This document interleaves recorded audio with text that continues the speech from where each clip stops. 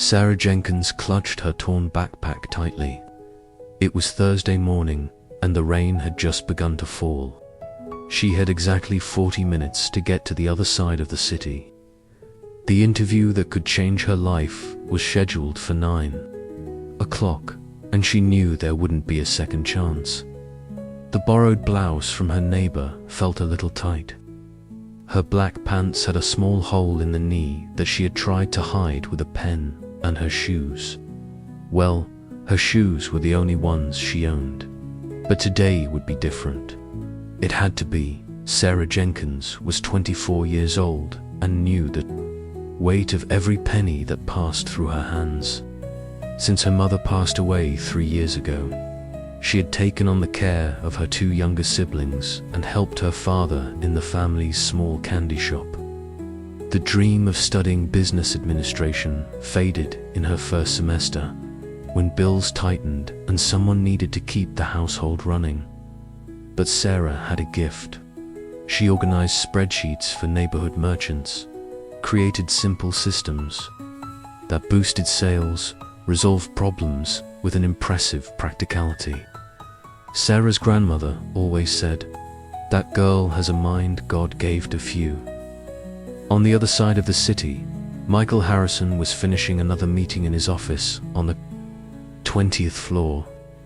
At 35, he had built Harrison Innovations, a social technology company that employed over 200 people.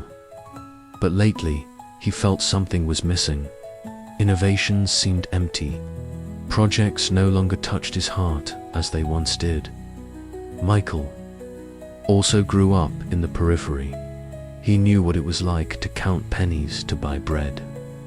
But success had created a distance between him and his origins, and it deeply bothered him that morning when she saw the advertisement for an administrative assistant in the local newspaper. Sarah hesitated. Harrison Innovations seemed too big for someone like her, but her grandmother took her hands and told her, "Daughter, just try. Sometimes we need to believe as if it's already happened." The storm that hit the city that Thursday was fierce. Sarah left home at 7 in the morning, calculating every minute of the walk. The bus was out of the question. She didn't have money for a round trip and needed to save her few coins for emergencies.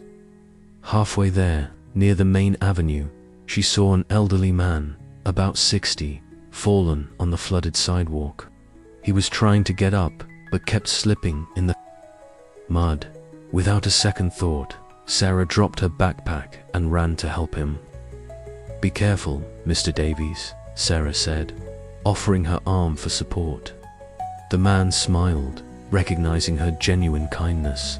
He said, "Thank you, girl. You're an angel." Sarah helped him clean himself up and checked if he was hurt.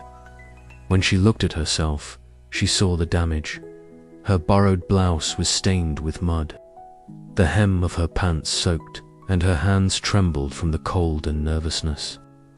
It was 8:40 a.m. The interview would start in 20 minutes.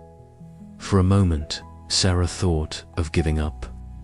How could she arrive like this at an important company? But she remembered her grandmother, her father counting coins in the drawer, her siblings asking when she would get a real job. She took a deep breath and kept walking. The Harrison Innovations building was imposing, all mirrored glass. In the lobby, 5 candidates waited, all impeccably dressed, expensive suits, leather briefcases, shining shoes.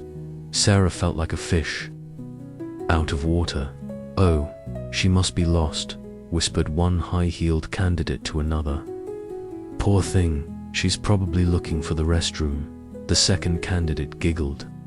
Sarah sat in a corner, trying to be invisible. She wiped her dirty hands on her own pants and checked that her torn backpack wasn't leaking the few documents she carried.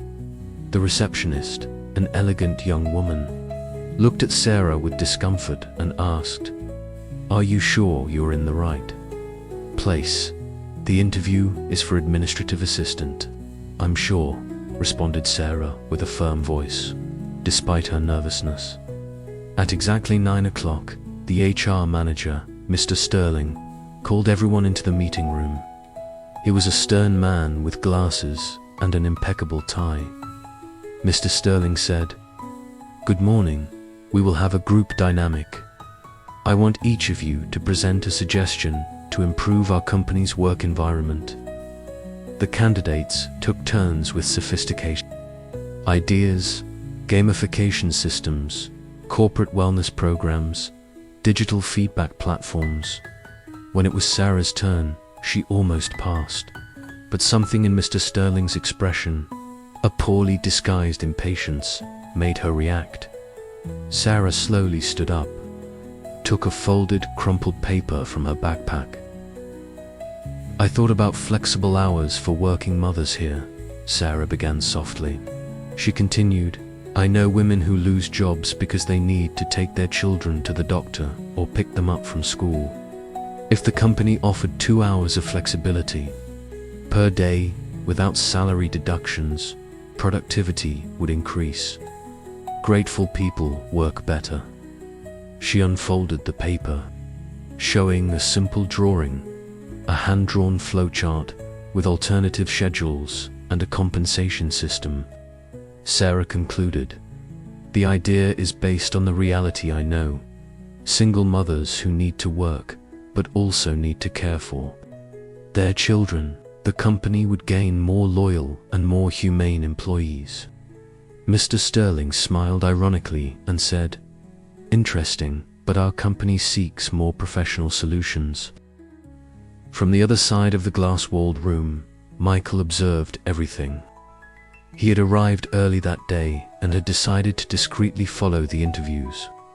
Something about the muddy girl's posture caught his attention, the way she held herself upright despite the stares, how her hands trembled but her voice remained firm. And when she presented her idea, Michael felt something he hadn't felt in a long time. Recognition. That was a real vision, born from true experience. At the end of the dynamic, Michael approached Mr. Sterling. Michael said, "I want to talk to the last candidate. Sarah, isn't it?" Mr. Sterling responded, "Mr. Harrison, with all due respect, she doesn't fit the profile." Michael interrupted him, giving an order, "Send her up to my office now." Sarah followed the secretary into the elevator, not understanding what was happening. On the 20th floor, she was led to a spacious room with a view of the entire city. Behind a wooden desk, a man of about 35 waited for her with 2 cups of hot coffee. Michael said to her, "Sit down, Sarah. Want sugar?" She shook her head, still in shock. Michael had dark, slightly disheveled hair, deep brown eyes, and stubble that gave him a more approachable air. He wore a blue dress shirt, no tie, with his sleeves rolled up. Michael introduced himself. "I'm Michael Harrison, the owner of the company. And first and foremost, I want to thank you." Sarah asked, surprised. "Thank me, sir, for what?" Michael explained, "The gentleman you helped on the street this morning was my Uncle Robert.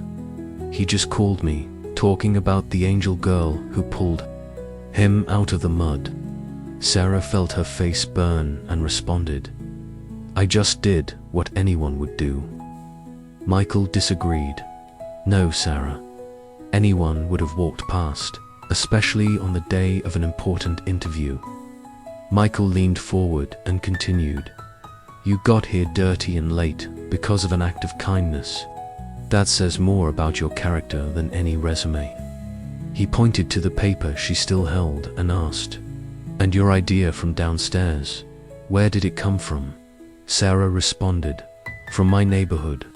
I know many women who lose jobs because they need to care for their children. I thought that if a company understood that, it would be more humane." Michael smiled for the first time. He asked, "Sarah, can I ask you a personal question? Why did you drop out of college?"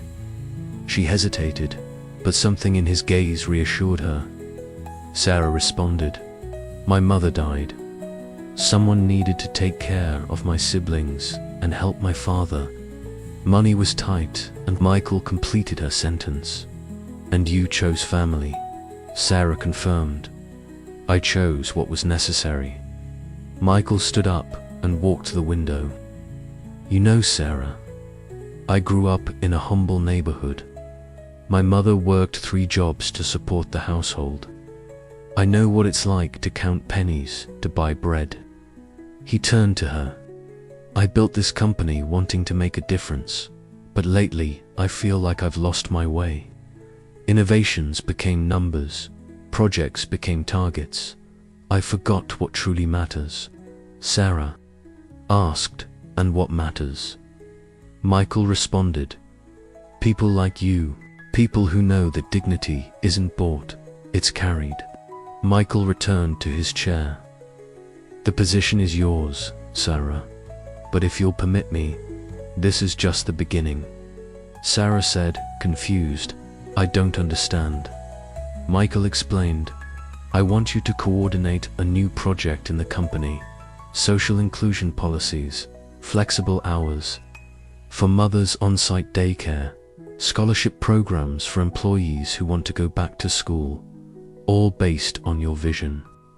Sarah felt tears in her eyes and said, "Mr. Harrison, I don't have experience." Michael countered, "You have something better. You have truth." In the following weeks, Sarah adapted to her new reality with a mix of nervousness and determination. Michael had insisted that she buy suitable clothes with an advance on her salary, but she chose simple pieces without losing her essence. The social inclusion project quickly took shape. Sarah interviewed employees, mapped needs, created practical proposals. Her direct and empathetic approach won over even the most skeptical. Michael followed everything closely, impressed by her ability to transform ideas into concrete actions. But more than that, he felt inspired again. Conversations with Sarah gave purpose back to his work. One afternoon, while reviewing reports, Michael asked, "Sarah, can I invite you to dinner? I want to celebrate the project's success." She hesitated. "I don't know if that's appropriate," Sarah said. Michael clarified, "Not as boss and employee, as to people who respect each other." The dinner was simple, at a cozy restaurant Michael had chosen with her comfort in mind.